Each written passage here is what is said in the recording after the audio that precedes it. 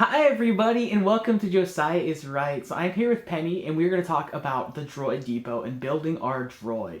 So it's a great experience and I do highly recommend it. The value for the money for what you get plus the experience I think is great. I mean it's not cheap at $100, but I think the value in the experience, like I said, overall awesome, worth it. However, we did have one issue that I want to talk about first. So basically our droid kind of broke. So we got it all going. You'll see the video of it actually the first time when we got it going. And then it just died when we got home. So we got home and it worked that evening. Then the next morning, it just did not function. It didn't turn on. It didn't operate. So I tried to call customer service and I couldn't figure anything out. I was on the phone for like 20 minutes and the call got dropped, so nothing happened. The number on the bottom of the receipt. However, so I called ticketing inadvertently, by the way, and they told me to call that number on the receipt, and they didn't help me. So I called the annual pass holder line, and that person actually told me what to do. So they said, take the thing back to Galaxy's Edge, even without a reservation or anything. I was able to go up. I explained to them that the droid was broken. They were a little bit confused, but somebody walked us back to the Droid Depot to make sure we went nowhere else. So the cool thing was, because of that, Penny got to go to Batuu and see Galaxy's Edge for herself. She actually screamed with excitement as we approached it. Now, we only went to the Droid Depot. She didn't get to see anything else like the Millennium Falcon or anything like that, but she got to experience the Droid Depot and us getting it repaired. So we went in. At first, a person at the counter was helping us out, and then a lead came out, which was what we were told over the phone. A lead came out, which a lead is like for those of you who know Disneyland, it's the on-site sort of head person. There's a manager above them, but they're the lead on the field or in the position, whatever it is, retail, whatever you have. So they came out and she helped us. I believe the lead was Katie. So if you're watching this, Katie, thank you so much. You were awesome.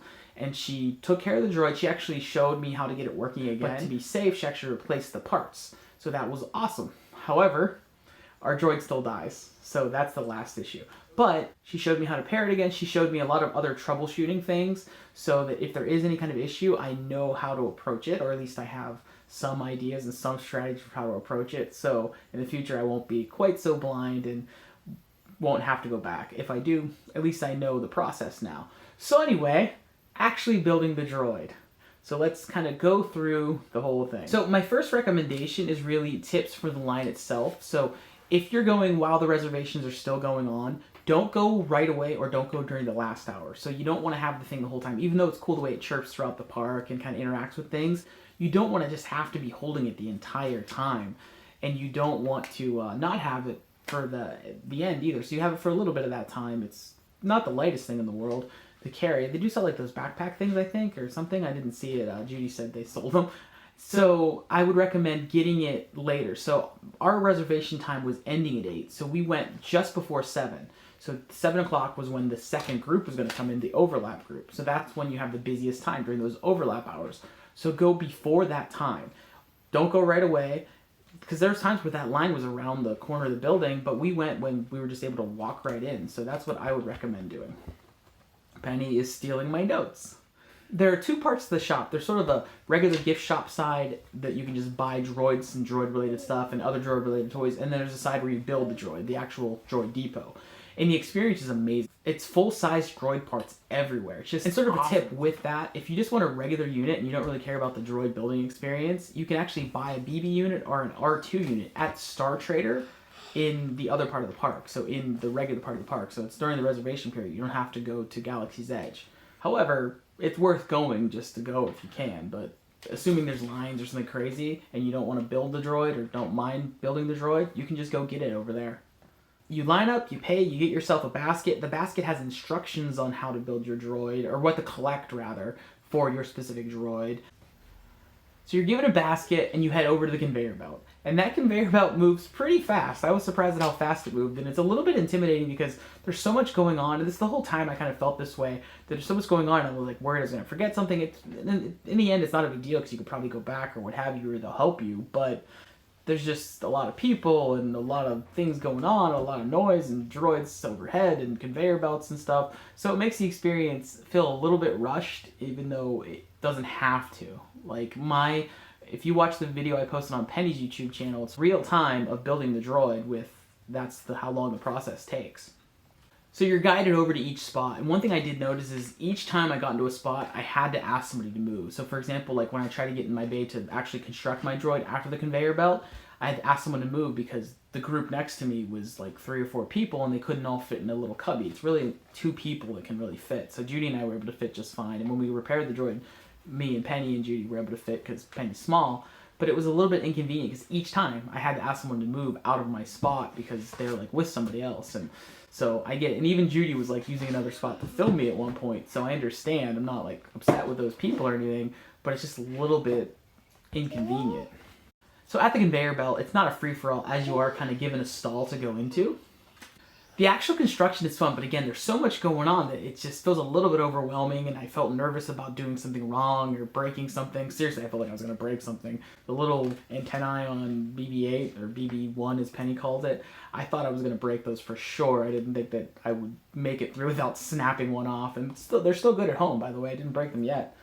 And again, because of that, it's just a little bit overwhelming. And technicians will help you, but there's only so many and they're helping other people. So there's less technicians than there are people actually that probably need help. So for example, when I called for help, when I thought I was done to activate, I had to wait a little bit. But it wasn't that long, it wasn't that bad. And once you get their attention, they're totally with you until you are good to go, until you're ready to leave. So they came over, the tech came over, synced my droid, and she actually had to stop and reset it because something wasn't going right. So she kind of figured it and opened it up and repositioned it on the inside, which was really cool because she was able to figure out what was going on, and then she got it synced, and you're part of the process. You get to press the button. It's really fun to be involved in that way, and then the way the BB-8 lights up and the way the droid comes to life is really awesome. Yeah, it's awesome, right, Pen? Penny agrees that it is awesome. She's seen the video several times now, and she loves watching me play with the droid. I kind of don't trust her to play with it yet, even though it is her droid. Overall, the value is great. The price plus the experience is really worth it. To me, it's absolutely worth it. It was so much fun. I have a droid that I built, for better or worse. It's still not quite functioning all the time. I have to open it up and switch it on every single time now, which is a little bit of a downer, but it works once I turn it on, so I'm happy with that. And Penny kind of expects that part of the process now, so she's a patient kid at times. So I'd say do it if you're there. I highly recommend it. It was really fun, and I would absolutely love to go back and build an R2 unit. So that is the Droid Depot, and that is the process. I so highly recommend it. I really do, even though we've had some problems. The problems were kind of part of the experience and made it more fun for me, weirdly. It was really interesting getting escorted back into Galaxy's Edge again and getting to take Penny, and we're going to go back next week. So maybe we'll put another droid, maybe we will not, but regardless, we'll have fun. And we will see you next time. Can you say bye to everybody, Penny? We will see you at the Black Spire Outpost. Bye. Bye.